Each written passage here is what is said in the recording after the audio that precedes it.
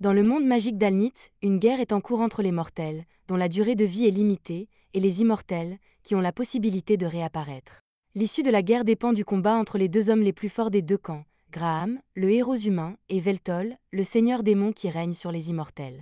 Un tel combat aurait normalement été perdu d'avance puisque Veltol est immortel, mais grâce à l'épée sacrée que possédait Graham, il a pu porter un coup suffisamment puissant pour vaincre la régénération de Veltol et le mener à sa perte. Veltol n'a pu s'empêcher de féliciter le héros d'être parvenu à le vaincre, mais il n'a pas digéré d'avoir perdu contre un mortel. Dans ces derniers instants, il a juré qu'il reviendrait pour se venger, et il a disparu du monde. Des années plus tard, Veltol se réveille à nouveau et est accueilli par l'une de ses fidèles servantes, Makina. Elle s'agenouille devant lui et lui dit qu'elle a patiemment attendu 500 ans le jour où il reviendrait. Elle s'excuse de devoir s'occuper de lui dans une tenue aussi décontractée, mais Veltol répond que cela ne le dérange pas. Il est heureux qu'elle ait réussi à accomplir son rituel de réincarnation et à le ramener à la vie, mais cela dit, il n'a aucune idée de l'endroit où il se trouve et veut repartir à la conquête d'Alnith. Makina lui explique alors que beaucoup de choses se sont produites au cours des 500 années qui se sont écoulées depuis sa mort, et qu'Alnith n'existe plus. Il y a environ 80 ans, Alnith et la Terre ont été victimes d'une catastrophe majeure qui a entraîné la fusion des deux mondes. En conséquence, 90% de la population a été décimée et les gouvernements nationaux ont cessé de fonctionner. Les villes ont commencé à fonctionner comme des États indépendants et quelques guerres ont éclaté depuis lors, mais la situation est relativement pacifique aujourd'hui. C'est l'état actuel du monde, et étant donné que la Terre possédait une technologie incroyablement avancée et qu'Alnith possédait de la magitech, la fusion des deux mondes a conduit à de nombreuses avancées rapides. Makina l'emmène à la surface pour lui montrer à quoi ressemble le nouveau monde, et Veltol est stupéfait de voir à quel point le monde a évolué. Mais dans son étonnement, il oublie de faire attention à ce qui l'entoure et manque de percuter un inconnu dans la rue, ce qui oblige Makina à le repousser. Il s'excuse auprès d'elle de s'être laissé distraire, mais il n'arrive pas à croire que cet homme l'ait percuté aussi imprudemment, elle, l'un des 6 Dark-Pires. C'est presque comme s'il ne savait pas ou ne se souciait pas de qui elle est, alors Veltol est prêt à instiller un nouveau sentiment de peur chez ces mortels stupides. Il lève la main vers le ciel, et Makina sait déjà ce qu'il s'apprête à faire. Elle essaie donc de lui dire que ce n'est pas une bonne idée, mais il est déjà trop tard, car il a déjà lancé son sort dans le ciel et créé un énorme trou dans la couverture nuageuse. Les gens semblent plus agacés qu'effrayés par le fait que quelqu'un ait été assez stupide pour utiliser la magie dans la ville. Une alarme se déclenche peu après, et Makina explique qu'il est interdit d'utiliser la grande magie dans la ville, et qu'ils doivent donc quitter les lieux avant d'avoir des ennuis. Veltol ne comprend pas pourquoi il doit faire quelque chose d'aussi lâche que de s'enfuir, mais comme Makina insiste, il la suit. Cependant, alors qu'ils partent, Veltol remarque quelqu'un qui ressemble beaucoup au héros Graham, et il n'a pas le temps d'affronter l'homme car Makina continue de l'entraîner. Une fois hors de danger, Makina s'assoit avec Veltol et l'informe qu'après sa mort, les immortels ont dû signer un cessez-le-feu avec les mortels, et la guerre entre eux a pris fin. Mais lorsque les mondes ont fusionné il y a 80 ans, les citoyens du royaume des immortels ont été contraints de se disperser dans le monde entier, et peu de temps après, les grandes industries ont entamé une croisade contre eux. Veltol lui demande ce qu'elle veut dire, et Makina lui explique que les habitants du monde ont décidé collectivement que les immortels ne méritaient pas les droits de l'homme, et qu'ils ont donc commencé à les chasser sans relâche. Au début, ce n'était pas si grave, mais les gens ont mis au point des armes anti-immortelles, et à partir de ce moment-là, les immortels ont été tués à vue, au point de frôler l'extinction. Il faut quelques instants à Veltol pour comprendre que son peuple a été anéanti, mais une fois qu'il l'a accepté, il demande à Makina si elle sait ce qu'il est advenu des 5 autres pères noirs. On ignore où se trouve Silwal d'Eralshin, mais la mort de Zeno est malheureusement confirmée. Il s'est sacrifié et a servi de leurre pour que Makina puisse échapper aux chasseurs. Il a dit qu'il le faisait pour le bien de Veltol car, à part Alshin, Makina était la seule personne capable d'accomplir le rituel de réincarnation de Veltol. Zeno a toujours été un fidèle de Veltol, il est donc reconnaissant d'avoir eu un si bon subordonné, mais il reste encore une personne que Makina n'a pas mentionnée, alors Veltol lui demande ce qu'il en est de Marcus. Makina n'a pas vraiment envie de parler de Marcus, alors elle essaie de changer de sujet et demande à Veltol s'il a soif. Veltol dit que non, alors Makina doit inventer une excuse pour expliquer qu'il a besoin de boire quelque chose et lui dit d'attendre là pendant qu'elle va en acheter. Pendant qu'elle est partie, un YouTuber commence à s'afficher sur des panneaux d'affichage, et Veltol se demande ce que c'est. Il remarque ensuite que plusieurs lumières s'allument dans les environs, et qu'elles semblent être causées par une fille qui se trouve sur un toit près des panneaux d'affichage. On ne sait pas trop ce qu'elle fait au début, mais elle fait un geste du poignet. En un instant, tous les panneaux d'affichage se mettent à diffuser des vidéos de Hub. La jeune fille semble assez satisfaite d'elle-même, et personne ne sait que c'est elle qui a fait ça, alors elle commence à s'éloigner. Mais alors qu'elle s'en va, Veltol l'appelle, et elle panique un peu parce qu'elle vient de se faire prendre. Elle essaie de prétendre qu'elle n'est pas impliquée, mais Veltol l'a clairement vu faire quelque chose avec les terres environnantes, et tout d'un coup, les écrans ont changé. Elle n'arrive pas à croire que quelqu'un ait été assez perspicace pour comprendre ce qu'elle a fait en se basant uniquement sur les terres environnants, alors elle demande à Veltol qui il est. Bien qu'elle ne le prenne pas au sérieux lorsqu'il affirme être le seigneur des démons, Veltol explique qu'il sait qu'elle a fait quelque chose aux écrans géants, mais qu'il n'en comprend pas le principe, et qu'il aimerait donc l'apprendre d'un expert comme elle. La jeune fille est flattée qu'il la prenne pour une experte en la matière, et elle commence à expliquer qu'il ne s'agissait que d'un piratage de base, et qu'en comparaison, la fuite des fichiers Pokémon était bien plus difficile. Tout ce qu'elle a fait, c'est profiter d'une faille fatale dans la barrière logique du panneau d'affichage, et elle a glissé quelques vidéos épicées pour s'amuser. Veltol l'interrompt et lui dit qu'il est à la recherche d'un de ses subordonnés nommé Marcus, et qu'il se demande si elle a une idée de l'endroit où il peut le trouver. La jeune fille lui montre une tour massive au milieu de la ville et lui dit que le PDG de cette entreprise s'appelle Marcus, et qu'il pourrait donc le trouver s'il s'y rendait. Veltol suit son conseil et se rend à Heavy Magic Industries à la recherche de Marcus. En entrant, il aperçoit une chose bizarre qui s'agite devant lui, mais il l'ignore et se dirige vers la réception. Il dit à la réceptionniste qu'il est ici pour chercher Marcus, mais avant même qu'il ait fini de parler, la secrétaire privée de Marcus arrive et dit qu'elle est ici pour apporter Veltol à Marcus. Ils montent tous les deux dans l'ascenseur qui mène au sommet de la tour, et pendant qu'ils montent, Veltol remarque que la secrétaire a une épingle de la chose qu'il a vue quand il est entré, alors il demande de quoi il s'agit. Elle lui répond fièrement qu'il s'agit de la mascotte de l'entreprise et qu'ils ont l'intention de créer une marque autour d'elle dans un avenir proche. Veltol finit par arriver au sommet de la tour, où il trouve Marcus assis sur son. Marcus dit que cela fait longtemps qu'il n'a pas vu Veltol, mais Veltol trouve irrespectueux que Marcus reste assis en présence de son roi. Marcus l'ignore et lui demande ce qu'il a à faire ici. Veltol lui répond qu'il veut que Marcus l'aide à reconstruire le royaume immortel. Marcus lui rit au nez pendant une bonne minute avant de lui dire qu'il ne le fera pas, d'un ton moqueur. Veltol se sent insulté et se prépare à donner à Marcus une douloureuse leçon de respect. Cependant, avant qu'il ne puisse lancer son sort, l'assistante de Marcus lui assène un coup de lame, ce qui l'oblige à s'esquiver. Il est choqué de voir qu'elle est capable d'utiliser la magie de la forge d'armement, mais avant qu'elle n'attaque à nouveau, Marcus lui demande de se retirer. Il se tourne ensuite vers Veltol et lui dit qu'il est devenu faible car, dans la fleur de l'âge, il ne se serait jamais senti menacé par une magie de cette ampleur. Comment compte-t-il s'emparer du monde si un seul humain est capable de lui donner autant de fil à retordre? Marcus refuse de servir un roi aussi pitoyable et demande à Veltol de le quitter des yeux avant qu'il ne le force. Veltol est furieux et commence à lancer son sort pour abattre Marcus, mais avant qu'il ne puisse terminer, Marcus a déjà lancé son briseur de sorts, et Veltol reste sous le choc car Marcus n'a jamais été assez doué pour le surpasser dans le domaine du lancement de sorts. Marcus attend ce moment depuis des années et prend plaisir à dire à Veltol que sa force est une relique du passé. Il révèle l'implant qu'il a dans la nuque, mais Veltol ne sait pas ce que c'est, alors Marcus sort une vidéo d'instruction qui explique tout à son sujet. L'appareil s'appelle une Familia, et alors que l'utilisation de la magie nécessite normalement un processus en 5 étapes, initialisation, construction, expansion, incantation et proclamation, cet appareil permet de sauter 3 étapes, de sorte que n'importe qui, et je dis bien n'importe qui, peut désormais utiliser la magie à des niveaux élevés. Et au cas où Veltol aurait l'idée d'implanter sa propre Familia, Marcus l'a spécifiquement conçue pour être incompatible avec les êtres supérieurs comme Veltol. Cela signifie qu'il ne pourra jamais utiliser de Familia, et bien que sa vitesse naturelle de lancement de sorts soit surhumaine, comparée à celle de l'IA, il pourrait tout aussi bien envoyer ses sorts par la poste. Veltol demande pourquoi Marcus fait tout cela, et Marcus lui révèle qu'il n'a jamais aimé Veltol depuis le jour où ils se sont rencontrés. Il était tyrannique, arrogant, et pire encore, il avait les compétences nécessaires pour justifier son arrogance, si bien que Marcus n'a jamais pu s'opposer à lui à l'époque, mais tout cela a changé. Il dit à Veltol qu'il est temps pour lui de partir, alors Marcus lui lance plusieurs épées de sang, et Veltol n'est pas capable de les esquiver toutes, alors il finit par être poignardé plusieurs fois et projeté par la fenêtre. Marcus a toujours voulu faire ça, et maintenant qu'il a enfin triomphé de Veltol, il déclare qu'il est le nouveau seigneur des démons. Mais tout cela mis à part, sa secrétaire veut vraiment discuter des idées promotionnelles qu'elle a pour la mascotte de l'entreprise, alors Marcus lui dit de soumettre ses idées lors de la prochaine réunion de planification. Pendant ce temps, Veltol a atterri en catastrophe dans la ville, et sa régénération est bien plus lente qu'avant, si bien qu'il a du mal à se remettre de sa blessure. Il tente de sortir dans la rue mais se heurte accidentellement à quelqu'un, ce qui lui vaut une bagarre qu'il perd immédiatement. Maintenant, regardez-le, étendu sur un tas d'ordures, se demandant pourquoi il continue à perdre contre les mortels, comme il a perdu contre Graham, jusqu'à ce que Makina finisse par le trouver. Makina le fait monter dans un train et commence à s'excuser d'avoir hésité à l'informer de la trahison de Marcus, et c'est à cause de son hésitation qu'il a fini par être déshonoré à ce point.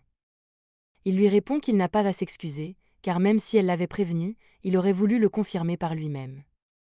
Une fois le train arrêté, Makina conduit Veltol à l'immeuble dans lequel elle vit et lui dit que c'est sa maison. Veltol pense qu'elle veut dire que tout l'immeuble lui appartient, mais Makina l'emmène dans sa petite chambre et lui explique que c'est là qu'elle vit vraiment. Veltol pense d'abord qu'elle plaisante, mais Makina est tout à fait sérieuse, car c'est tout ce qu'elle peut se permettre avec son salaire.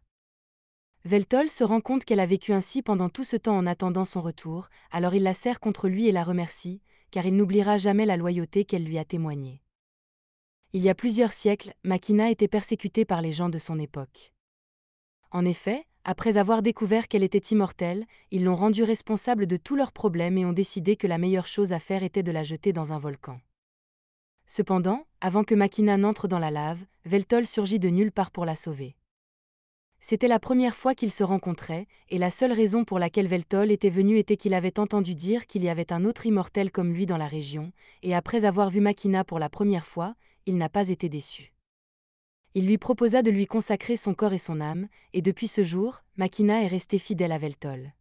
Makina ne tarde pas à se réveiller. Avant que Veltol ne se réveille, elle se rend à la cuisine pour préparer le petit déjeuner. En attendant que la soupe bouille, elle fait appel à son assistant virtuel, Elclay, et une version miniature d'elle-même apparaît dans son champ de vision. Elle lui indique la date, l'heure et les conditions météorologiques actuelles. Makina demande à Elclay comment elle se porte. Elclay effectue alors un diagnostic complet de ses systèmes et lui annonce que tout fonctionne parfaitement. Ce qui est bien, mais ce n'est pas exactement ce que Makina demandait. Makina termine son petit déjeuner, puis va réveiller Veltol et lui sert la nourriture. Il n'a jamais vu un tel plat, mais rien qu'à l'odeur, il sait qu'il va être délicieux. Il prend les baguettes pour goûter, et bien sûr, il adore la nourriture que Makina lui a préparée, ce qui rend cette dernière extrêmement heureuse. Une fois qu'il a fini de manger, Veltol demande à Makina si elle sait où se trouvent d'autres immortels, et elle connaît en effet quelques immortels qui ont réussi à échapper à la chasse aux immortels. Mais récemment, des immortels ont disparu, et Makina a même perdu le contact avec deux de ses proches assistants, Orné et Palmlook. Elle espère qu'ils se sont simplement cachés, mais n'ayant aucun moyen de les contacter, elle n'en est pas sûre. Veltol lui demande si les chasses à l'immortel existent toujours, mais elle lui répond qu'elles ont pris fin il y a plusieurs dizaines d'années. Ces chasses ont été lancées par Marcus pour asseoir sa position au sommet, et maintenant qu'il a tout le pouvoir, il n'a plus aucune raison de continuer. Le ressentiment des gens à l'égard des immortels a également diminué au fil des ans, si bien qu'il n'est pas particulièrement dangereux d'être vu à l'extérieur.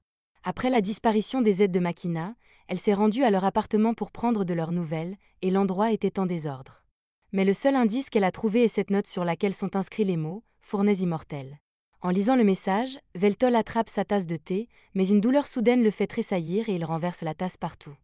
Il semble qu'il n'est pas encore complètement guéri des blessures qu'il a subies hier, et ce n'est pas seulement sa régénération qui s'est affaiblie, tout en lui est plus faible qu'avant. Même le sort qu'il a lancé à son arrivée aurait eu un effet bien plus important si Veltol était à pleine puissance. Makina explique cela par le fait que la foi que Veltol utilisait comme pouvoir à l'époque de sa splendeur n'existe plus. Pour l'instant, on ne parle de lui que dans les livres d'histoire.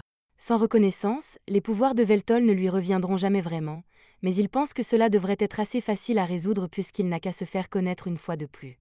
Cela dit, il dit à Makina qu'il veut sortir et explorer les environs, car rester assis toute la journée serait mauvais pour lui, alors Makina suggère qu'ils aillent tous les deux faire du shopping. Ils entrent donc dans un magasin et Makina lui demande de monter sur la plateforme pour que la machine puisse prendre un scan 3D de son corps. Elle s'excuse d'être limitée à des vêtements bon marché en raison de son budget, mais Veltol lui dit que cela ne le dérange pas, car sa beauté naturelle lui irait bien dans n'importe quel vêtement. Après avoir pris ses mensurations, elle demande à Veltol s'il a des préférences, mais il ne connaît pas grand-chose au style de l'époque actuelle et laisse le choix à Makina. Makina décide de demander à Elclay de faire le choix le plus optimal pour Veltol, en tenant compte du budget et de l'aspect pratique. Makina ne pense pas qu'un survêtement soit une bonne idée, mais une fois que Veltol l'a vu, il a adoré son apparence, et il est encore plus intrigué par le motif dans le dos. Makina lui explique qu'il s'agit d'une ancienne langue utilisée par les gens qui vivaient sur cette terre, et que les symboles sur la veste épellent « Démon Lore », seigneur des démons. Comme Veltol a l'air d'aimer ça, elle prend le survêtement pour lui et sort du magasin. Mais avant qu'elle ne parte, il attire son attention parce qu'ils n'ont pas encore payé. Makina lui explique que toutes les transactions sont effectuées automatiquement. Ils mangent ensuite dans un fast-food et, alors qu'ils sont assis ensemble, Veltol demande à Makina ce que c'est que de se faire installer un Familia. La trahison de Marcus mise à part, le Familia est sans aucun doute un appareil révolutionnaire, et il est donc curieux de le découvrir. Makina explique qu'il est très pratique, car il permet non seulement d'utiliser plus facilement la magie, mais aussi de recueillir des informations, de faire des achats ou même de communiquer. Avant que les familias ne se généralisent, les gens avaient des smartphones pour faire ces choses, mais c'était vraiment peu pratique de devoir les tenir en main. Veltol lui demande de le lui montrer, il le fait tourner et commence à le toucher. Makina est d'abord un peu effrayée, mais elle s'amuse beaucoup, au point que sa familia doit l'avertir que son rythme cardiaque vient de s'accélérer. Une fois qu'il a fini de l'inspecter, Veltol lui demande si ce n'est pas inconfortable d'avoir la familia installée dans la nuque. Au début, c'était étrange, mais elle s'y est habituée quand il est devenu illégal pour les entreprises de diffuser des publicités directement dans la tête des gens. Il est difficile de vivre au quotidien sans un tel dispositif, mais en même temps, avoir un familia ne rend pas nécessairement la vie meilleure, comme le montre sa situation actuelle. Alors qu'ils rentrent chez eux, Veltol déclare qu'il va trouver un emploi. Makina est déconcertée et dit à Veltol qu'il n'a pas besoin de faire quelque chose d'aussi bas que de travailler. Ses conditions de vie ne sont peut-être pas optimales à l'heure actuelle, mais elle lui assure qu'elle lui offrira un meilleur mode de vie. Elle dit qu'elle va simplement faire plus d'heures de travail, ou peut-être même obtenir 2 ou 3 emplois supplémentaires, mais Veltol l'interrompt et dit que les temps ont changé. Il n'est plus le dieu omnipotent qu'il était autrefois, et il doit donc s'adapter aux circonstances actuelles. Et surtout, il ne se sentirait pas bien s'il restait assis sans rien faire pendant que Makina travaillait pour lui fournir de la nourriture, des vêtements et un abri.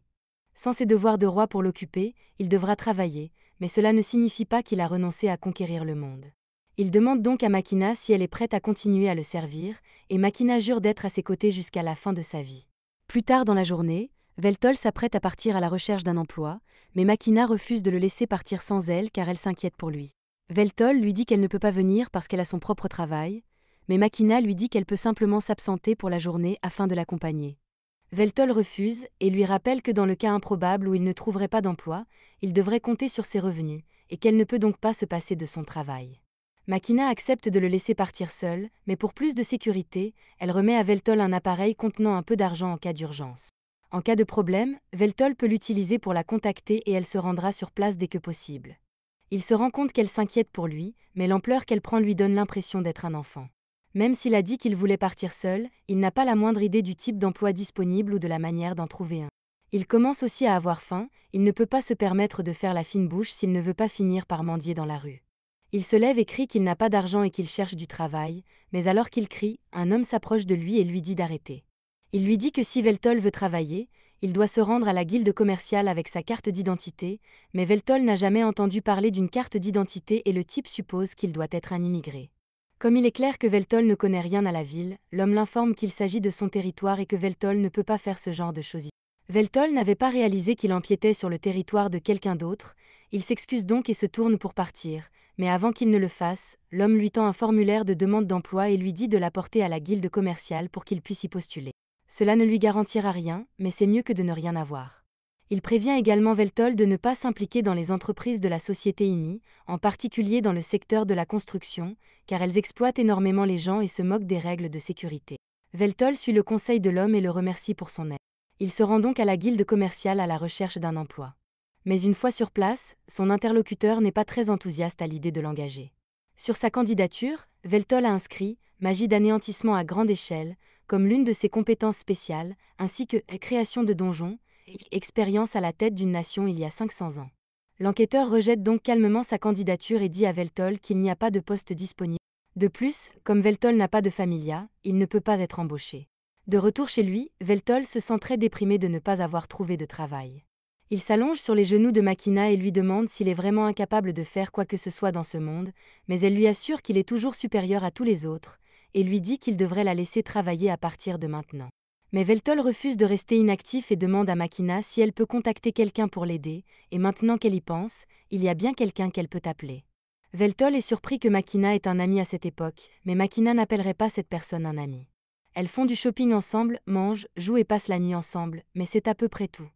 Veltol est perplexe, car pour lui, il s'agit exactement d'un ami, mais Makina refuse toujours de le reconnaître. Un peu plus tard, il rencontre l'ami de Makina dans un café voisin, et il s'avère qu'il s'agit d'une hackeuse que Veltol a rencontrée.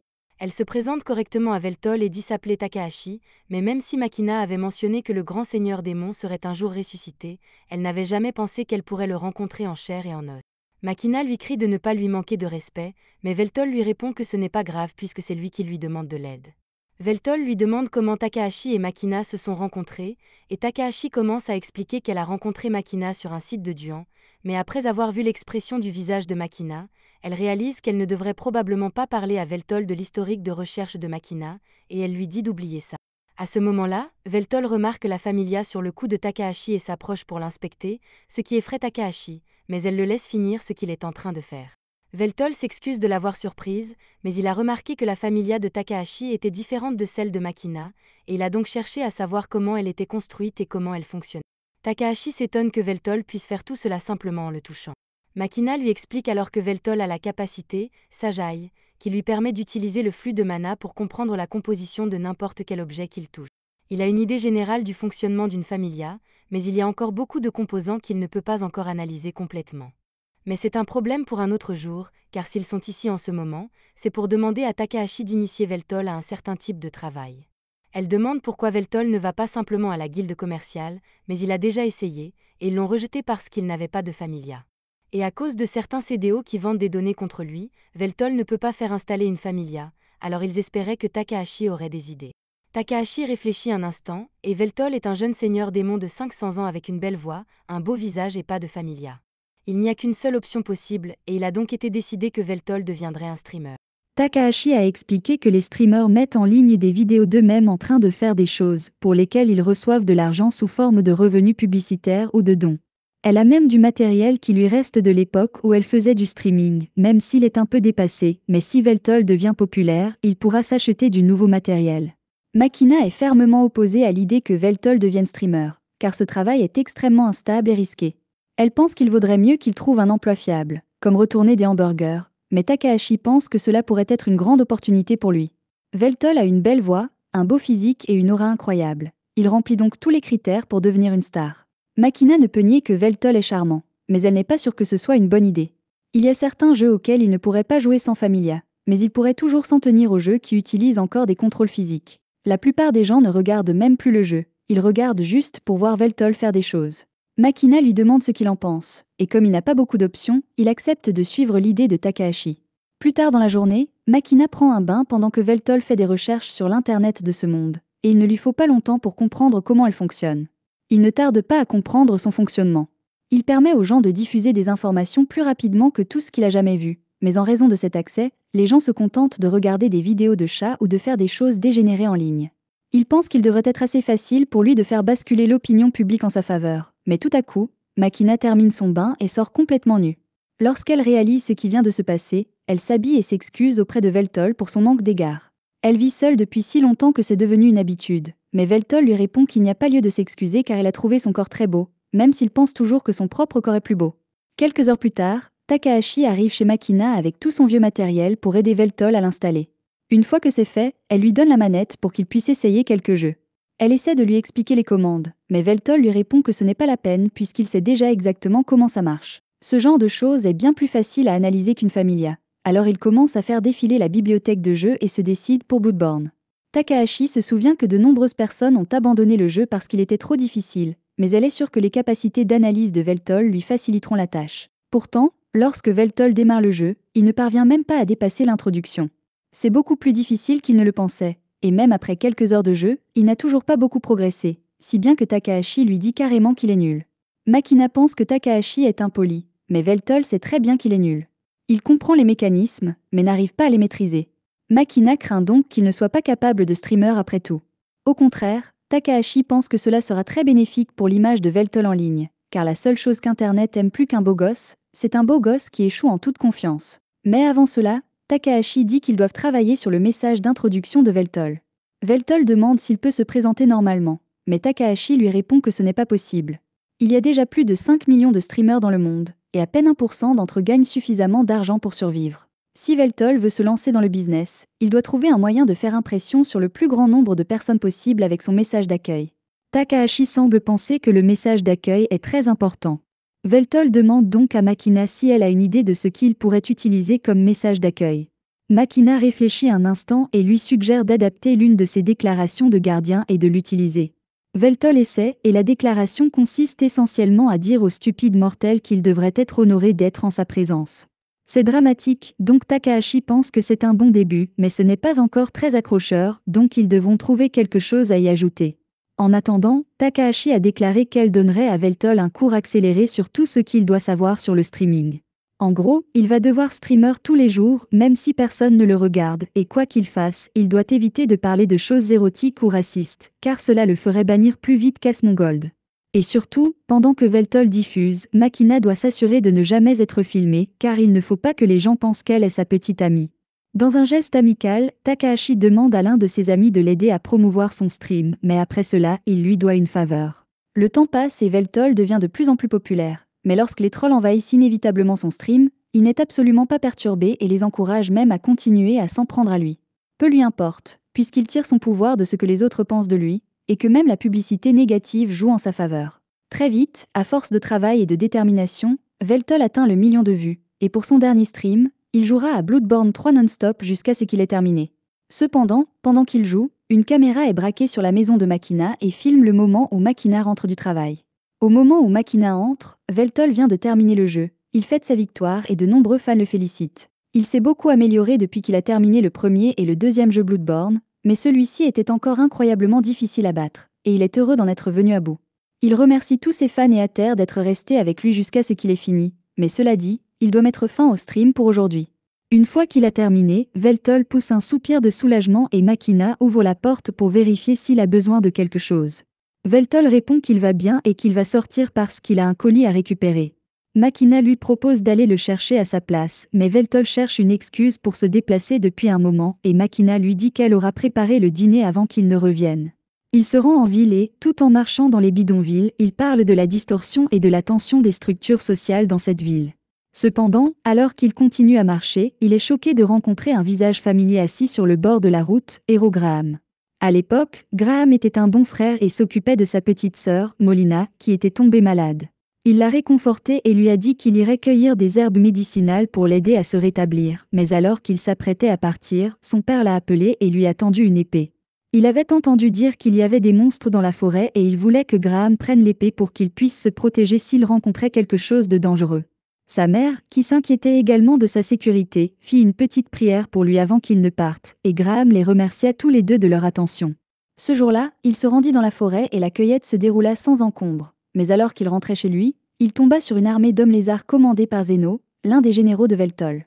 Comme il était caché, il n'eut pas à les combattre, mais il se demanda ce qu'il pouvait bien faire dans un endroit aussi reculé. À son retour, il découvrit avec horreur que sa maison et toute sa famille avaient été réduites en cendres. Depuis ce jour, il s'est juré de se venger de Veltol. Mais pour l'instant, il a un regard hébété alors qu'il est assis à côté de son ennemi juré. Veltol commence à parler de cette boutique d'Udon et assure à Graham que c'est l'un des meilleurs endroits du coin. Mais Graham n'a pas grand-chose à dire à ce sujet.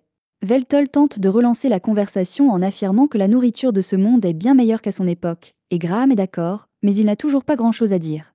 Le repas arrive enfin et ils s'apprêtent tous deux à manger, mais Graham finit par dire quelque chose, expliquant à quel point il est étrange d'engloutir des nouilles à côté de l'ennemi qui a tué sa famille et ses amis. Veltol ressent la même chose, car Graham a tué à lui seul plusieurs de ses vassaux, mais pour l'instant, il n'éprouve aucune haine à l'égard de Graham. Il est simplement curieux de savoir comment Graham a pu survivre aussi longtemps, alors qu'il est immortel. La seule explication serait que Graham soit devenu immortel d'une manière ou d'une autre, mais cela irait à l'encontre de toute son idéologie qui consiste à tirer le meilleur parti d'une durée de vie limitée. Graham explique qu'il n'a pas renoncé à sa mortalité, mais qu'en récompense de sa victoire sur Veltol, la déesse Meldia lui a donné la bénédiction de la jeunesse éternelle. Si cette bénédiction lui a permis de vivre aussi longtemps, elle ne le rend pas immortel pour autant. Veltol commente que la déesse Meldia devait l'aimer beaucoup et qu'il peut donc imaginer qu'elle lui ait accordé une telle bénédiction. Après que Graham eut mis fin à la guerre avec les immortels, ceux-ci recommencèrent à se faire la guerre entre eux. Graham reçut donc l'ordre d'aller sur le champ de bataille et de tuer les mêmes mortels que ceux qu'il avait autrefois combattus pour sauver. Même après la fin de la guerre civile, les gens ont continué à haïr Graham pour une raison ou une autre. Veltol pense qu'une telle issue était inévitable, car les gens craignent naturellement les individus dotés d'un grand pouvoir. Graham a été exilé du royaume, ce qui l'a contraint à errer pendant des siècles jusqu'à ce que Fantasian se produise et que les mondes fusionnent. Depuis, il a tué tant de mortels et d'immortels qu'il pense qu'il n'y a plus de place pour lui dans ce monde en tant que héros. Il demande à Veltol pourquoi il a cherché à régner sur le monde, ce à quoi Veltol répond qu'il essayait d'instaurer la paix dans le monde. Il existe plusieurs façons de devenir immortel, par le biais de phénix, de malédiction ou de bénédiction. Ainsi, à quelques rares exceptions près, tous les immortels ont été mortels à un moment ou à un autre. Pourtant, les mortels ont constamment ostracisé et persécuté les immortels parce qu'ils étaient différents, et les immortels n'étaient pas mieux, puisqu'ils faisaient exactement la même chose aux mortels. La leçon que Veltol en a tirée est que, quoi que vous soyez, les gens détesteront et craindront toujours ce qui est différent. Il pensait donc que le seul moyen d'instaurer la paix dans le monde était de se placer au sommet du monde et de le gouverner, afin de s'assurer que personne n'ait à souffrir de telles persécutions. Graham ne croit pas que la paix par la domination du monde fonctionnerait, mais il ne peut pas non plus nier que les gens, laissés à eux-mêmes, ne parviendront jamais à la paix, puisqu'il a fait l'expérience directe des persécutions et des guerres insensées. Malgré cela, il refuse toujours d'admettre que Veltol a raison, et Veltol accepte donc que Graham ne soit jamais d'accord avec lui. Graham se lève pour partir et remercie Veltol pour les nouilles, mais avant de partir, il dit à Veltol qu'il est heureux d'avoir eu la chance de parler avec lui. Veltol se lève également pour partir, en marchant dans la rue, il remarque Takahashi dans une ruelle, apparemment en proie à des ennuis. Elle a apparemment engagé cet ogre pour un travail, mais il essaie maintenant de lui extorquer le double du salaire. Takahashi lui dit qu'il est stupide s'il pense qu'elle va lui donner autant d'argent, mais l'ogre est tout à fait prêt à la battre s'il n'obtient pas ce qu'il veut, alors il lève la main pour la frapper. Mais Veltol lui attrape le bras et lui dit de laisser Takahashi tranquille. Il se sent généreux aujourd'hui, alors il est prêt à ignorer le manque de respect de l'ogre. Mais l'ogre reconnaît Veltol comme le gars qu'il a battu il y a quelque temps, alors il n'a pas peur de lui. Takahashi tente alors de dire à Veltol de s'enfuir avant qu'il ne soit blessé, mais Veltol répond que ce n'est pas grave puisqu'il veut tester la puissance qu'il a récupérée grâce à son million d'abonnés. Alors que l'ogre tente de le frapper, Veltol tend la main et attrape le coup, mais l'ogre active alors la magie du vent et brise complètement le bras de Veltol. Cependant, avec ses pouvoirs partiellement restaurés, Veltol est capable de régénérer son bras instantanément et envoie l'ogre dans un tas d'ordures. L'ogre est KO et Veltol est franchement déçu car il s'attendait à un combat plus intense. Takahashi s'approche de lui et lui demande s'il va bien. Veltol répond qu'il va parfaitement bien, mais il veut savoir qui était ce type et pourquoi il l'a attaqué. Takahashi explique qu'il était censé être son garde du corps pour une mission importante aujourd'hui, mais que tout à coup, il s'est mis à faire des demandes ridicules. Veltol ne savait pas que ce type était censé être son garde du corps, alors il s'excuse de l'avoir assommé, mais Takahashi dit que ce n'est pas grave puisqu'elle vient de trouver quelqu'un d'encore mieux. Elle demande à Veltol de devenir son garde du corps pour la journée et lui propose même de le payer pour cela.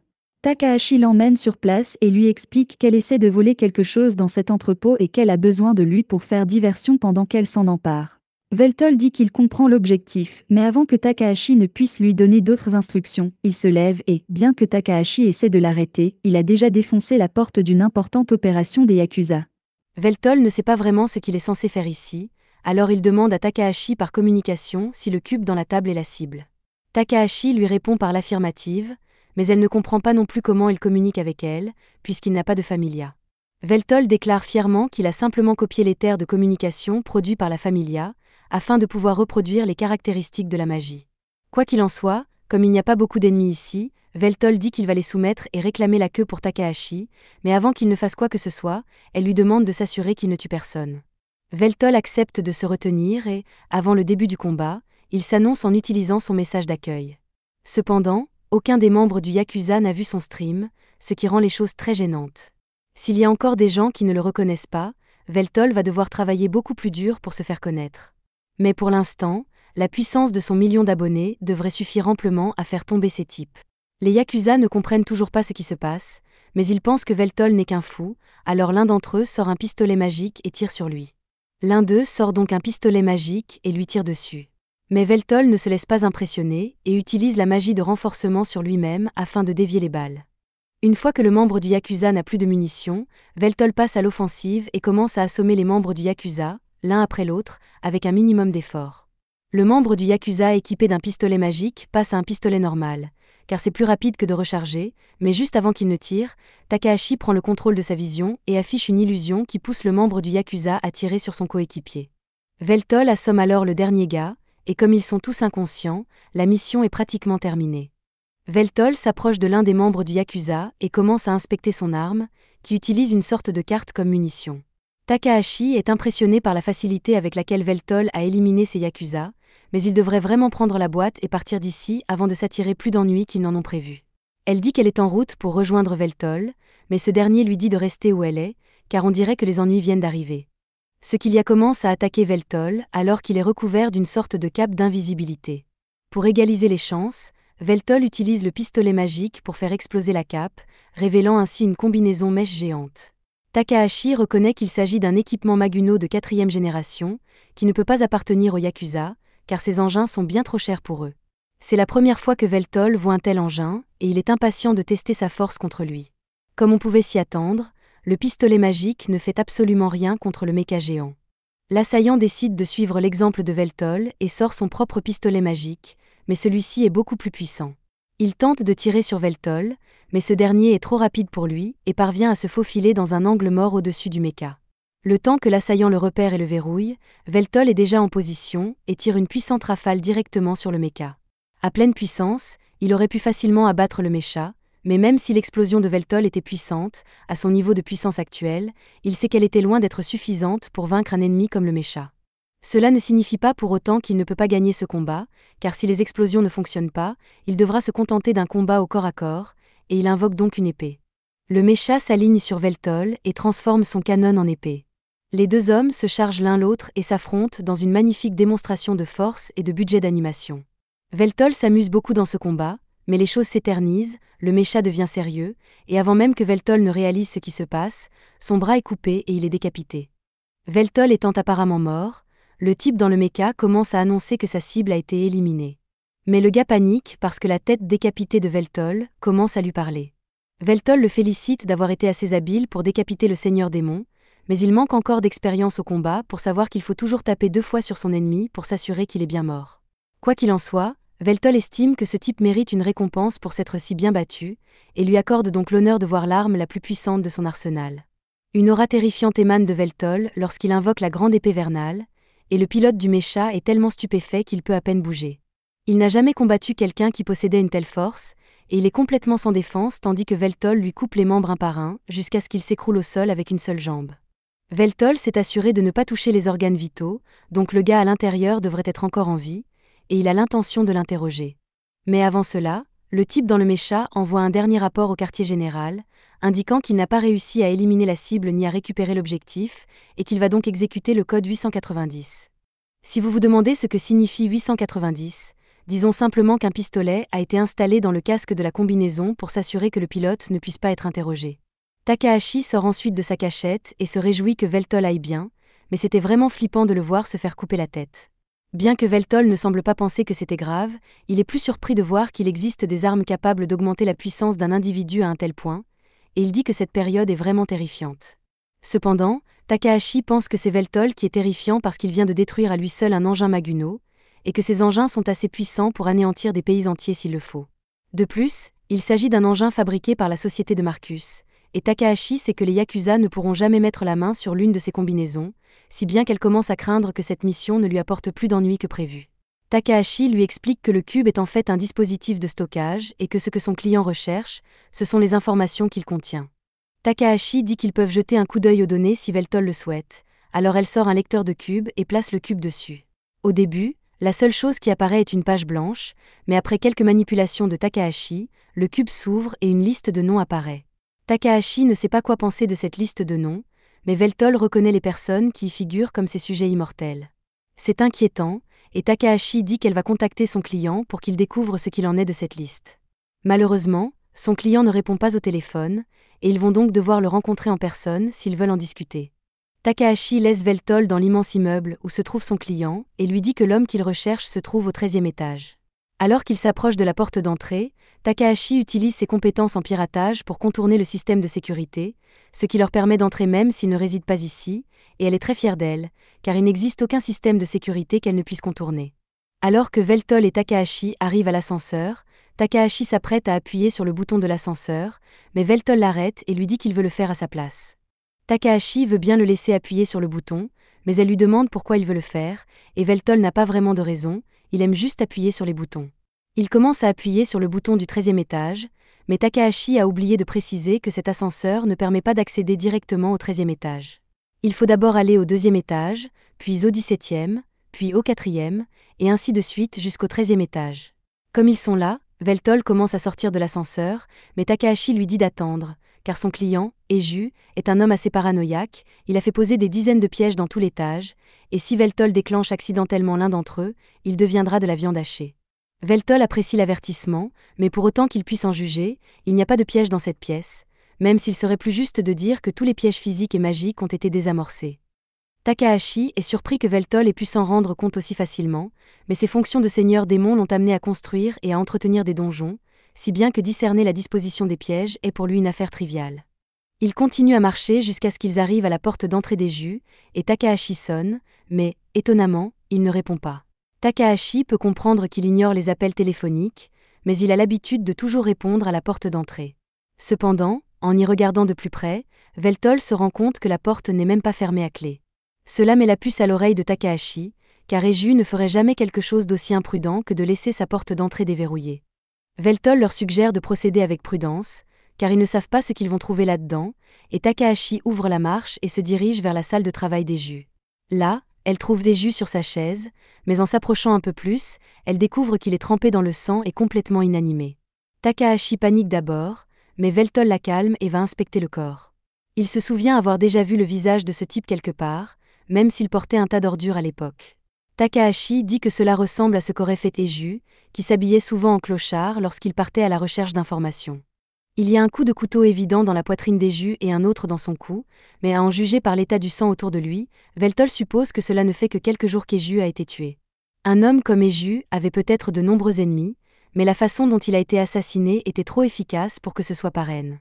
Il est beaucoup plus probable qu'un tueur à gages ait été engagé pour éliminer Eiju, d'autant plus que le tueur a pris la peine de détruire la familia d'Eiju. Quelqu'un doit essayer de dissimuler les informations que possédait Eiju. Cela a probablement un rapport avec le travail que Takahashi a accepté de lui confier, mais ce n'est pas comme s'il pouvait obtenir des informations de lui maintenant qu'il est mort. Takahashi réfléchit un instant et commence à fouiller la chambre d'Eiju, car un courtier en information chevronné comme lui dissimulerait certainement des dispositifs de stockage hors ligne à proximité pour renforcer la sécurité des données. Après avoir cherché un peu, elle découvre un ordinateur portable dans un tiroir caché du bureau, et il semble qu'il pourrait contenir les réponses qu'il recherche. Mais lorsqu'elle l'allume, elle découvre que tous les fichiers sont corrompus. Mais Veltol remarque que les fichiers sont tous rangés dans un ordre bien précis, ce qui permet à Takahashi de les compiler jusqu'à ce qu'elle découvre une vidéo. Eiju a réalisé cette vidéo au cas où il serait tué avant d'avoir pu terminer son enquête, et il ne savait pas qui finirait par la regarder, mais il voulait s'assurer qu'au moins une personne connaisse la vérité, car la prospérité de cette ville a été bâtie sur un mal terrifiant. Toute l'énergie de la ville repose sur le réacteur à éther situé au centre de la ville. Mais vu l'ampleur de la ville, le réacteur aurait besoin d'au moins 10 lignes ley mana pour répondre à la demande d'énergie. Or, il n'y a que 2 lignes ley dans cette zone, et pourtant le réacteur ne semble jamais manquer d'énergie. Il est donc logique que le réacteur tire son énergie d'une autre source, et cette source d'énergie secondaire s'appelle le projet de four immortel. En fait, le four brûle les âmes des immortels comme du bois de chauffage et convertit l'énergie qui en résulte en éther pour la ville. Les immortels étant des êtres supérieurs, une seule âme d'immortel produit beaucoup d'énergie, bien plus que les âmes de milliers de mortels. Les données trouvées par Eiju montrent que l'entreprise de Marcus employait des sans-abri désespérés comme ouvriers pour la construction de la fournaise immortelle, mais une fois la construction terminée, tous les ouvriers ont soudainement disparu, et Eiju pense qu'ils ont tous été tués pour pouvoir alimenter la fournaise. L'un des premiers immortels à alimenter la fournaise est l'un des proches subordonnés de Veltol, Zeno, ce qui met Veltol dans une grande colère. Toute cette chasse aux immortels était un plan de Marcus pour retourner le monde contre les immortels afin que les gens acceptent leur exécution, ce qui lui permettrait de brûler les âmes immortelles dans la fournaise. Bien que le public n'ait jamais été informé que c'était ainsi qu'il les tuait, Marcus a récemment conclu un accord pour acheter des informations sur certains immortels au Yakuza, ce qui signifie probablement qu'il est à court d'âmes immortelles à brûler, et qu'il cherche donc de nouvelles victimes. Si la chaudière est à court de combustible, le cœur de la ville cessera d'exister tel qu'on le connaît.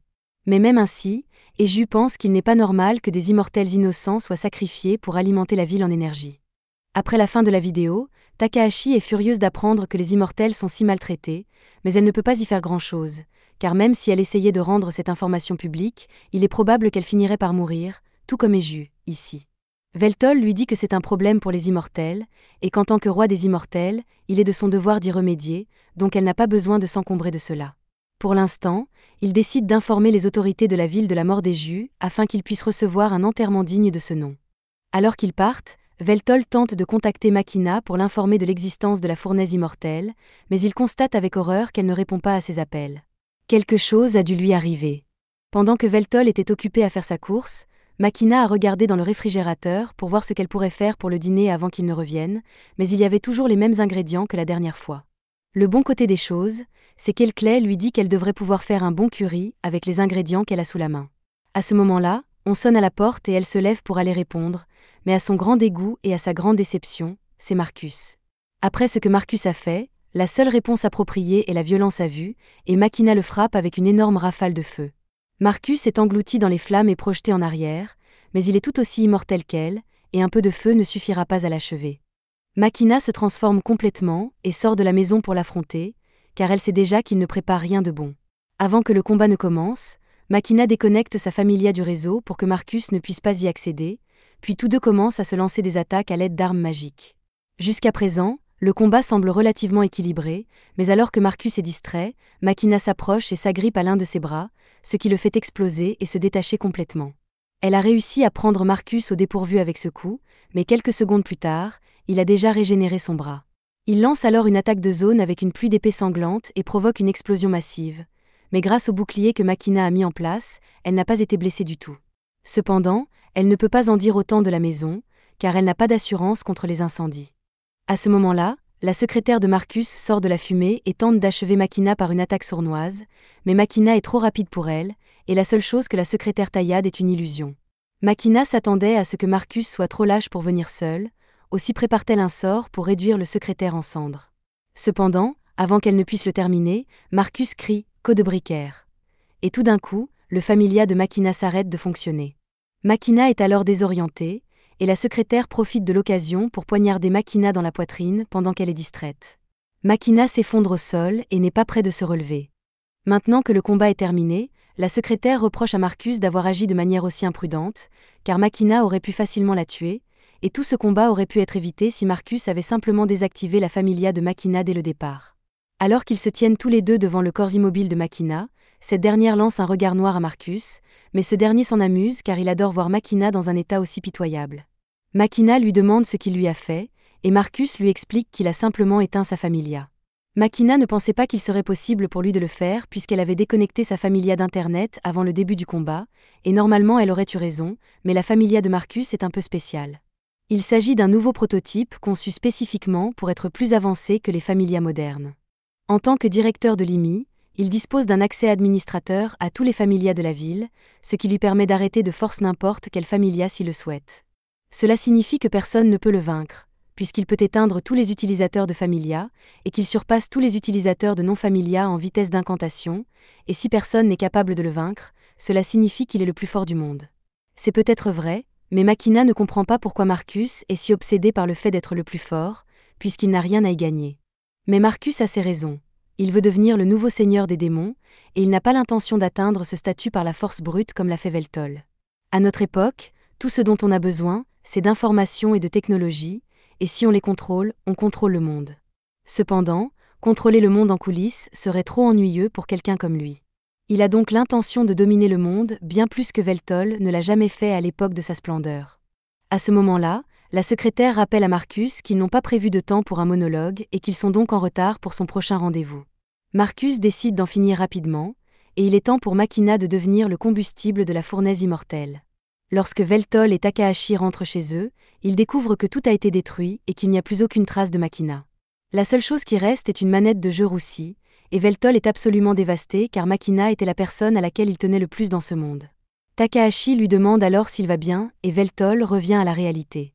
Ils ne vont rien résoudre en restant là, alors Veltol demande s'il y a des informations sur ce qui s'est passé ici. D'après les médias sociaux, les gens pensent qu'il y a eu une sorte d'explosion, mais les détails sont assez flous et il n'y a aucun moyen de savoir si c'est vrai ou non. Veltol aimerait pouvoir au moins savoir où se trouve Makina, mais comme ils ne peuvent pas la contacter directement, Takahashi cherche un autre moyen de localiser Makina, et cela va impliquer les drones.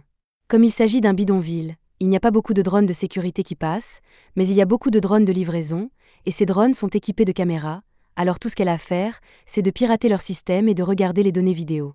En quelques instants, Takahashi accède au système des drones, et grâce au flux vidéo, ils peuvent voir la bataille qui s'est déroulée ici et que Marcus en était l'instigateur. Ils ne peuvent pas savoir ce que Marcus disait, mais après avoir vaincu Makina, lui et son secrétaire l'ont emmené dans une section restreinte du réacteur de la ville, ce qui ne peut que signifier qu'il a l'intention de brûler l'âme de Makina pour alimenter la ville en énergie. Veltol remercie Takahashi pour ses informations précieuses et commence à marcher en direction du réacteur, mais Takahashi lui dit d'attendre et de bien réfléchir. Elle comprend qu'il veuille se précipiter pour sauver Makina avant qu'il ne soit trop tard, mais ce réacteur est l'endroit le plus sûr de toute la ville. Des dizaines de Maginot Gears patrouillent dans la zone, Veltol ne pourra pas s'en sortir seule. Et si Takahashi peut certainement l'aider à s'y rendre, elle n'est pas une grande combattante, alors il devra trouver quelqu'un d'assez fort pour l'aider. Mais Veltol n'a pas d'autres alliés à cette époque, même s'il y a une personne à laquelle il pense et qui pourrait être parfaite pour cette opération de sauvetage. Plus tard, Veltol va rencontrer Graham, et au début, Graham ne veut rien savoir de lui, mais lorsqu'il voit le fier Veltol s'agenouiller devant lui et demander de l'aide, il décide au moins de l'écouter. Veltol lui explique tout ce qu'il a appris sur le réacteur à éther de la ville, et Graham, qui s'est toujours douté qu'il se passait quelque chose d'anormal, est maintenant absolument consterné par la nature abjecte du projet.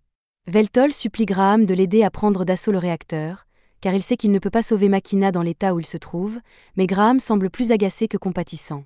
Les subordonnés de Veltol ont tué la famille de Graham. Veltol lui-même a mené des dizaines de guerres et tué des millions de personnes, et maintenant il s'incline devant son ennemi juré juste pour sauver la vie d'une femme immortelle.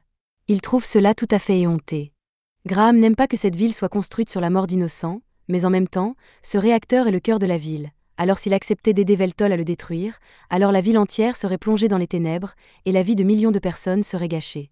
Il demande à Veltol s'il a l'intention de détruire la vie de tout le monde pour sauver une seule personne, mais Veltol rit à l'idée d'un tel plan à courte vue.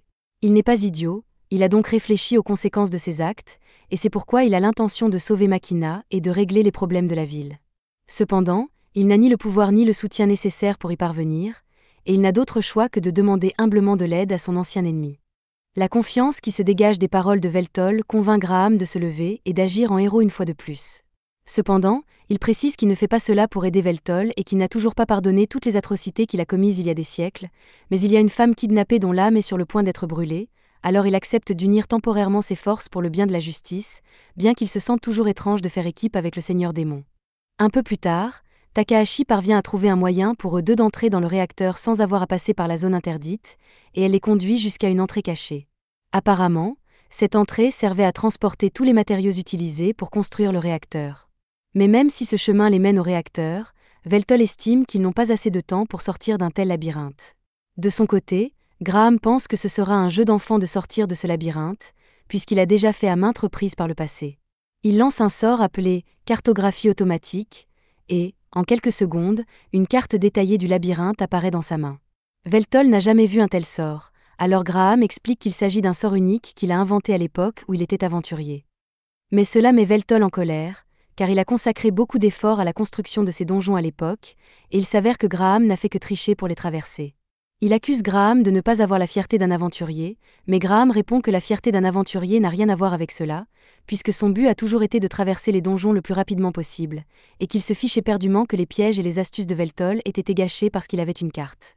Takahashi commence à en avoir assez de leur dispute, alors elle leur crie de se calmer et de prendre la mission au sérieux parce qu'ils doivent encore sauver Makina. Ils se rendent compte qu'ils ont été très puérils et s'excusent auprès de Takahashi en promettant de se concentrer sur la tâche à accomplir. Quelques instants plus tard, Graham termine la création de la carte, qui leur permettra de se frayer un chemin dans ce labyrinthe sans se perdre. Veltol demande à Graham s'il est sûr qu'ils peuvent se fier à la carte, et Graham le confirme, ajoutant que sa magie cartographique peut aussi détecter les pièges et les ennemis. Mais ce labyrinthe ne semble pas avoir de mesures de sécurité, ils devraient donc pouvoir emprunter le chemin le plus court vers le réacteur. Alors qu'ils se dirigent tous les deux vers le réacteur, Veltol appelle Takahashi pour s'excuser une nouvelle fois de son emportement de tout à l'heure. Takahashi est encore un peu énervé, mais tant que Veltol reste concentré sur son travail, elle ne s'en préoccupe pas.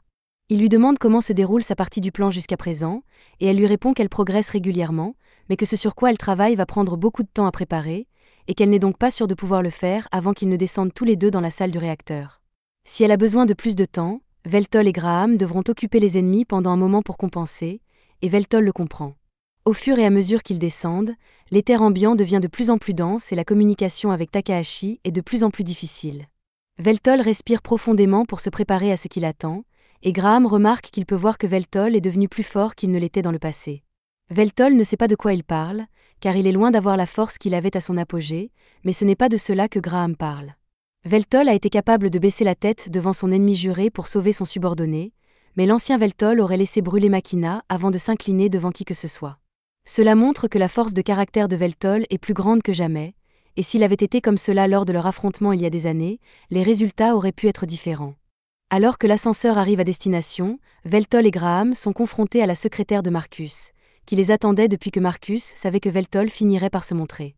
Marcus a maîtrisé Machina et la tient près du cœur du réacteur, et il semble prendre beaucoup de plaisir à tuer une ancienne camarade. Après la réanimation de Veltol, Marcus a fait quelques recherches sur son entourage et c'est ainsi qu'il a découvert que Machina était toujours là et en pleine forme. Au fil des ans, les chasses aux immortels qu'il a orchestrées ont causé la mort de nombreux immortels. Il n'aurait jamais pu imaginer que Machina était toujours en vie et qu'elle se tenait à l'écart dans la ville. Il lui explique que cet endroit s'appelle la fournaise des immortels et que, comme son nom l'indique, elle brûle les âmes des immortels pour générer de l'éther, qui alimente à son tour la ville. Au début, Machina est un peu déconcertée par le monologue de Marcus, mais elle se souvient que 2 de ses subordonnés sont toujours portés disparus, et elle en déduit que Marcus a dû les kidnapper et les donner à la fournaise des immortels. Marcus se souvient de ces 2-là et raconte à Machina à quel point ils s'inquiétaient l'un pour l'autre alors que leurs âmes étaient brûlées. Cela la met tellement en colère qu'elle déclenche un grand torrent de flammes, mais Marcus se contente de dresser un bouclier et reste indemne. Il continue de se moquer de Machina en lui rappelant son camarade des ténèbres, Zenoll, et en l'informant qu'il a été le premier immortel à être jeté dans la fournaise. Marcus a même tellement aimé entendre les cris d'agonie de Zenoll qu'il les a enregistrés et en a fait une mixtape. Machina lui demande s'il a l'intention de l'utiliser comme combustible, mais cela devrait être assez évident maintenant. Le dernier immortel qu'ils ont enfermé dans le four est sur le point de s'éteindre, et Marcus ne peut pas se permettre de laisser le réacteur à court d'énergie, puisqu'il s'agit de la pierre angulaire de la ville. Normalement, il aurait envoyé des gens chercher d'autres immortels, mais si ce qu'il fait était rendu public, il y aurait un tas de gens ennuyeux qui parleraient de choses comme les droits des immortels, et il ne veut pas avoir à gérer cela, c'est pourquoi il est allé chercher Machina en personne.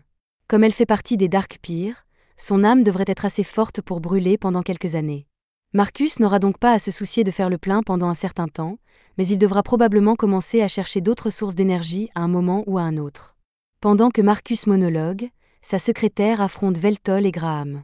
Elle explique à Veltol qu'elle a été chargée de monter la garde et de le retarder suffisamment longtemps pour que Marcus puisse terminer son monologue diabolique et alimenter la chaudière avec Machina.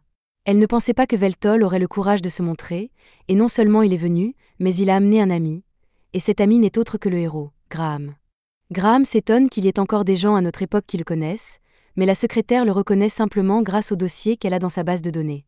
Elle trouve intéressant que le seigneur des démons et le héros travaillent ensemble, mais elle a encore du travail à faire, alors elle ne les laissera pas passer sans se battre. Graham dit à Veltol d'aller de l'avant pendant qu'il s'occupe de la secrétaire, mais Veltol l'avertit d'être prudent car, d'après ce qu'il a vu, les compétences de cette secrétaire sont comparables à celles de Zenoll, les épées karmiques.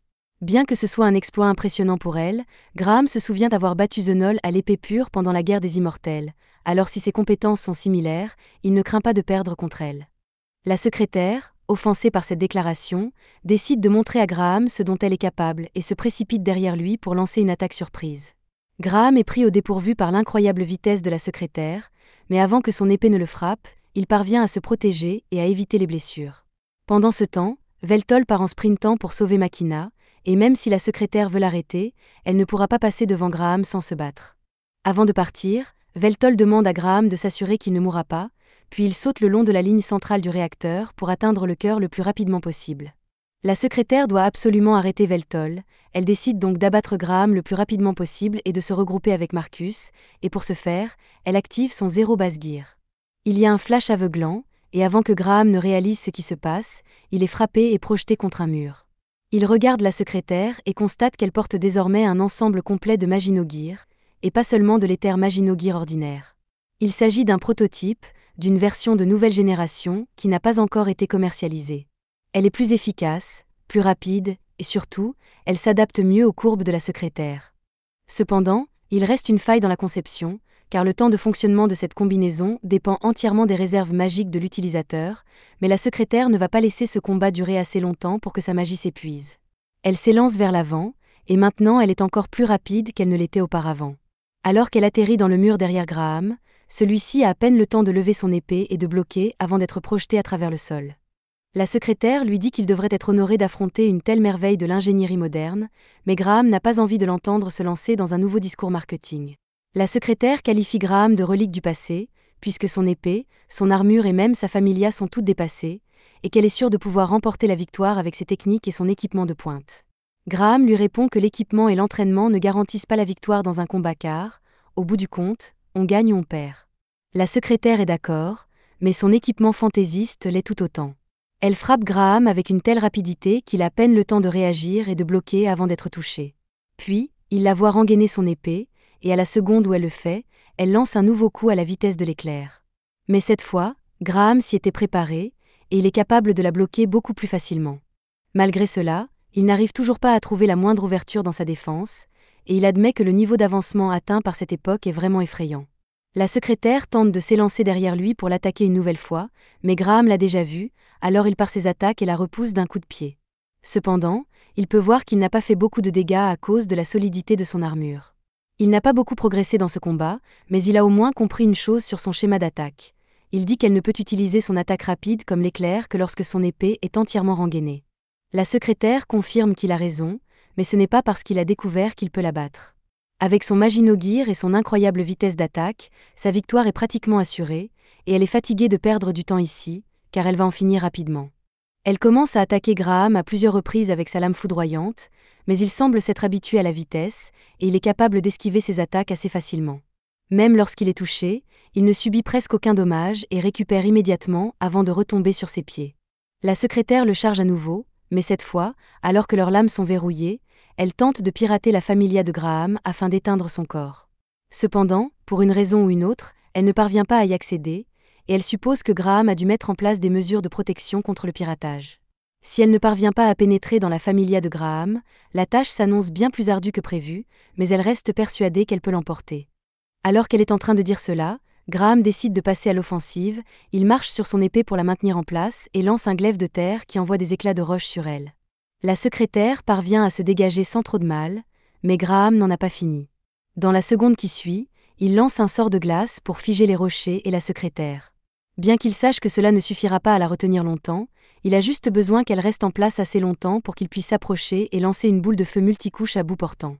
La force de l'explosion est si puissante qu'elle projette la secrétaire en arrière contre le mur, mais malgré tous les feux d'artifice, elle s'en sort à peu près indemne.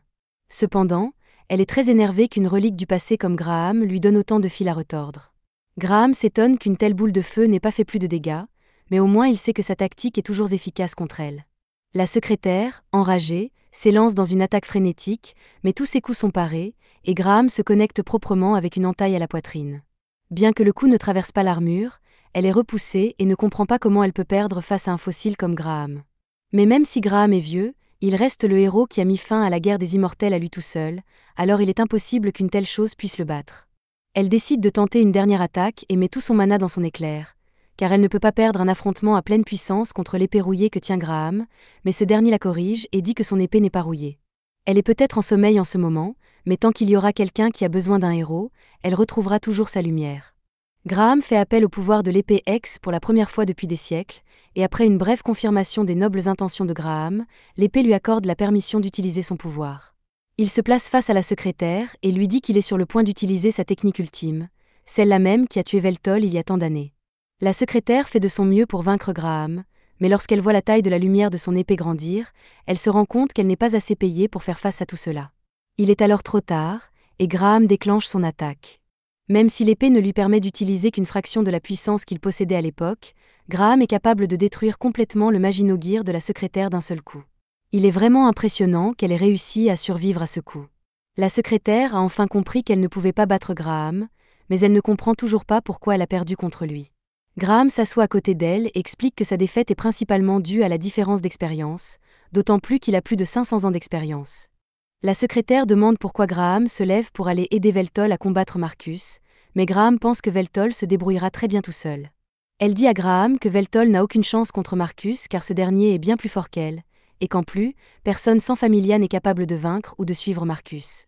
Graham lui dit qu'elle sous-estime énormément Veltol, même s'il comprend pourquoi elle pense que Veltol est plus faible que Marcus puisqu'elle n'a jamais vu l'atout de Veltol. La seule personne à la connaître est Graham, car il a dû combattre Veltol jusqu'à la mort, mais Veltol ne l'a jamais utilisé, donc même Marcus n'est probablement pas au courant de l'existence de l'épée légendaire de Veltol. Graham n'était là que pour s'assurer que des gens comme le secrétaire n'interfèrent pas dans le combat de Veltol, et il est donc certain que Veltol sortira victorieux. Si c'est le cas, La secrétaire demande à Graham s'il va la tuer, mais il répond que non, c'est un héros, et la secrétaire est trop blessée pour continuer à se battre contre lui, il n'a donc aucune raison de l'achever. À ce moment-là, des balles magiques commencent à pleuvoir sur les deux hommes, et Graham utilise sa magie pour créer un bouclier qui les protège. Il semble que des renforts soient arrivés, mais ils sont tout à fait disposés à tirer sur la secrétaire en même temps que sur Graham, si bien que quelque chose lui dit qu'elle est autant en danger que lui. Et si c'est le cas, quel genre de héros serait-il s'il ne protégeait pas une femme blessée au mieux de ses capacités? Pendant ce temps, au cœur de la cité, Marcus tient Makina par la gorge et a presque fini son monologue. Alors il jette Makina dans la fournaise pour que son âme soit brûlée. Alors qu'elle plonge vers une mort certaine, la seule chose à laquelle pense Makina est qu'elle ne pourra plus se tenir aux côtés de Veltol. Cependant, juste avant qu'elle ne heurte la fournaise, un nuage de fumée noire se précipite et la rattrape. Makina ouvre les yeux et voit Veltol debout au-dessus d'elle, lui disant qu'il est là pour la sauver. Il se tourne vers Marcus, qui est visiblement agacé par la présence de Veltol, mais il décide de faire semblant d'être calme pendant un petit moment et mentionne qu'il a regardé les flux de Veltol ces derniers temps, et il le félicite d'avoir gagné 1 million d'abonnés. Veltol refuse de s'engager dans un bavardage futile, mais il veut être juste. Alors il demande à Marcus s'il a une raison valable d'attaquer Makina et de brûler les âmes de tant d'immortels. Marcus affirme fièrement qu'il n'a pas besoin de justifier ses actes auprès de Veltol, qui n'a donc plus qu'une question à poser. Il veut savoir si Marcus lui jurera à nouveau fidélité, mais sans hésiter, Marcus déclare qu'il ne servira plus jamais sous les ordres de Veltol tant qu'il vivra. Veltol a entendu tout ce qu'il avait à entendre, il invoque son épée démoniaque et déclare qu'il mettra fin à la vie immortelle de Marcus aujourd'hui même. Marcus n'est pas du tout effrayé par la menace de Veltol et commence à lancer des lances de sang sur Veltol. Bien que Veltol parvienne à les dévier, Marcus fait exploser les lances pour le prendre au dépourvu et sort une épée de sang pour pouvoir se battre au corps à corps. Veltol sort indemne de l'explosion et charge Marcus, qui remarque que Veltol s'est déjà doté d'une magie de renforcement. Il admet que c'était une bonne idée, car Marcus ne peut pas annuler une magie déjà activée. Mais malgré la magie de renforcement de Veltol, Marcus est capable de le suivre et même de le dominer en combat physique. Veltol est mis à terre et Marcus prend plaisir à le voir à quatre pattes, mais Veltol refuse d'abandonner car il doit encore punir Marcus pour ses crimes odieux contre les immortels. Marcus se moque de Veltol et lui demande s'il pense vraiment avoir ce qu'il faut pour mettre sa menace à exécution. Mais Veltol n'a aucun doute sur sa capacité à vaincre Marcus, car il est le seul véritable seigneur des démons. Marcus lui rit au nez et s'élance dans la pièce en disant à Veltol que l'époque où il était le seigneur des démons est révolue. Mais Veltol ne se laisse pas prendre à sa provocation et attrape Marcus alors qu'il essayait de se faufiler par derrière. Il lève alors son épée et vise directement son cou pour éliminer la familia de Marcus. Malheureusement, Marcus l'a vu venir et, à la dernière seconde, il pousse l'épée de Veltol vers le haut, de sorte que son coup n'a atteint que la tête de Marcus. Après avoir régénéré sa tête, Marcus dit à Veltol qu'il s'attendait à ce qu'il prenne sa famille pour cible à un moment ou à un autre de leur combat. Mais Veltol a beau essayer, il ne parviendra jamais à le distancer. Tout comme le jour où Veltol a été ressuscité, le fait qu'il n'ait pas de familia le désavantage considérablement, et pour le lui faire comprendre, Marcus décide de montrer la puissance des sorts de sa familia. Avant même que Veltol ne puisse réagir, Marcus lance un sort de bombe sanglante dans sa main et recommence jusqu'à ce que les bras et les jambes de Veltol soient atomisés. Il décide alors d'en finir avec une explosion massive à la poitrine, mais même si Veltol est pratiquement à point à ce stade et que Marcus est au sommet, ce dernier ne se sent pas du tout satisfait.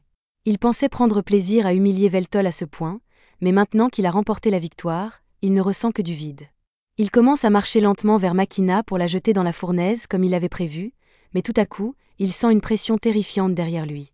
Veltol s'est remis debout, et il semble plus puissant que jamais. Il félicite Marcus d'avoir réussi à l'acculer à ce point, et admet qu'il ne peut vraiment pas le battre sous sa forme actuelle. Toute la puissance que Marcus possède aujourd'hui est le résultat de son travail acharné, et Veltol le respecte pour cela, mais cela ne veut pas dire qu'il va perdre. Il a peut-être déjà perdu une fois, mais Veltol reste le boss final, et jusqu'à présent, Graham est le seul à l'avoir poussé dans ses derniers retranchements. Mais avant que Veltol ne passe à l'action, il va demander une dernière fois à Marcus s'il est prêt à renoncer à ses mauvaises habitudes et à revenir servir sous ses ordres une fois de plus.